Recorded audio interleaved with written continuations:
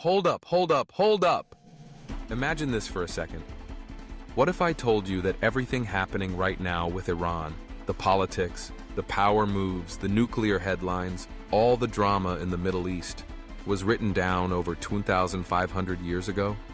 Not by some random guy scribbling in the sand, but in the Bible itself. That's right. While you've been busy scrolling through social media, the creator of the universe apparently left us a spoiler alert about Iran that's so detailed, so specific, it'll make your Netflix recommendations look like child's play.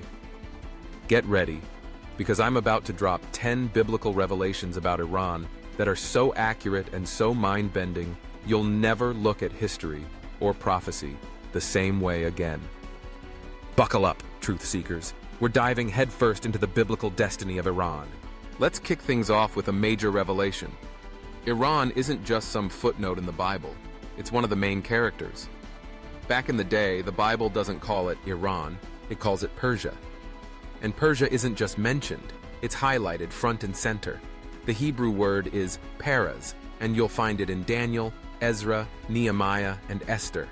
Think of it like the ancient world's trending hashtag. But here's where things get wild. The Bible singles out the Persian Empire as one of the 4 great world powers destined to shape the course of history. In Daniel chapter 8, the prophet sees a vision, a ram with 2 horns, representing the kings of Media and Persia. The Bible doesn't just vaguely hint at Persia, it calls out the empire by name, hundreds of years before it reached its peak. Fast forward to today, and modern Iran sits in the exact same spot as ancient Persia. Coincidence? Or is something much bigger at play? But wait, don't go anywhere.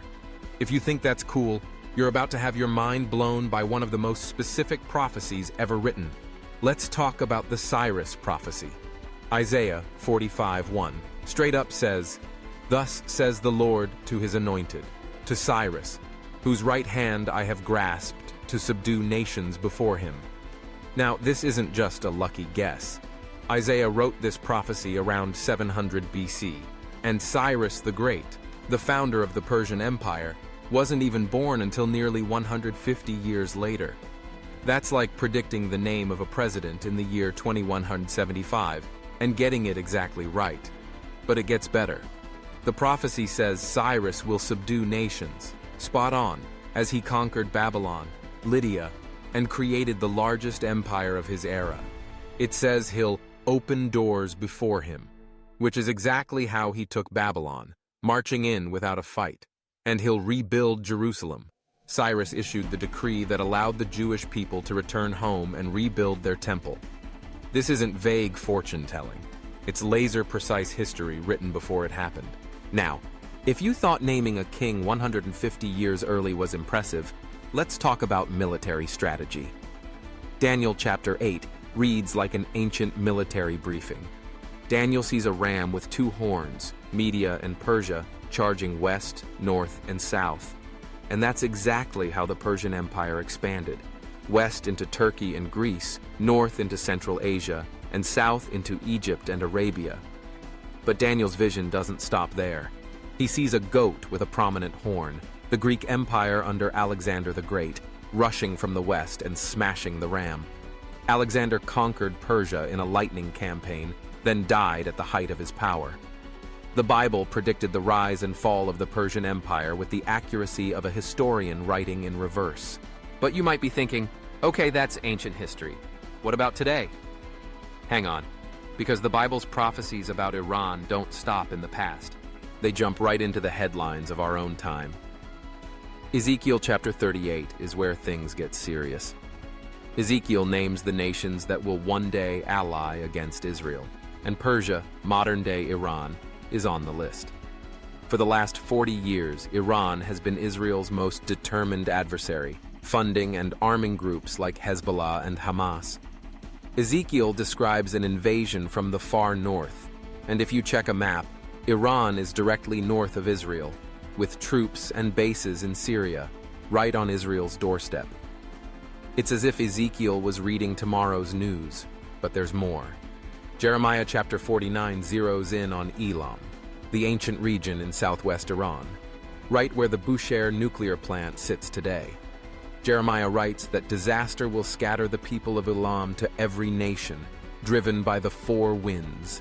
In biblical language, four winds means total devastation.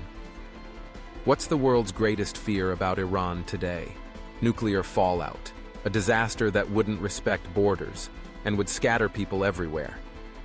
Jeremiah even says this disaster will come because of enemies who seek Elam's life, just as Israel has threatened to strike Iran's nuclear facilities if pushed to the brink. The Bible seems to have foreseen the nuclear age thousands of years before it happened. Yet just when you think Iran's story is all doom and gloom, the Bible delivers the ultimate twist. Jeremiah 49:39 promises that in the latter days, God will bring back the captives of Elam. In other words, after destruction comes restoration, a second chance, a new destiny. And right now, under the surface in Iran, the fastest-growing underground church in the world is flourishing. Millions are turning to faith, even in the face of persecution. The Bible predicts a spiritual awakening, and we're watching it unfold in real time. But the story doesn't end there. Ezekiel 38 outlines a complex alliance system for the end times. Persia, Iran, Kush, Sudan, Ethiopia, Put, Libya, Gomer, Turkey, and Togarmah, Armenia, Turkey. Today, Iran's alliances mirror this ancient script almost exactly, as if the Bible left us a map of 21st century geopolitics. And when does all this go down? Ezekiel says it'll happen when Israel is regathered from the nations and living securely, a scenario that only became possible in 1948 when Israel became a nation again. The timing is uncanny, matching our own era almost perfectly. But how does Iran's story end? Ezekiel 38 and 39 describe a catastrophic defeat for Iran's coalition.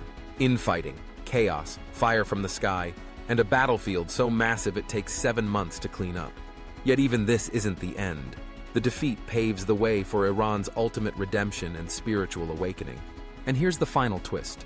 Iran isn't just an enemy in biblical prophecy. It's also a hero. Cyrus the Great, called God's anointed, freed the Jewish people, allowed them to rebuild their temple, and made the messianic line possible. Queen Esther, a Jewish woman, became queen of Persia and saved her people from destruction.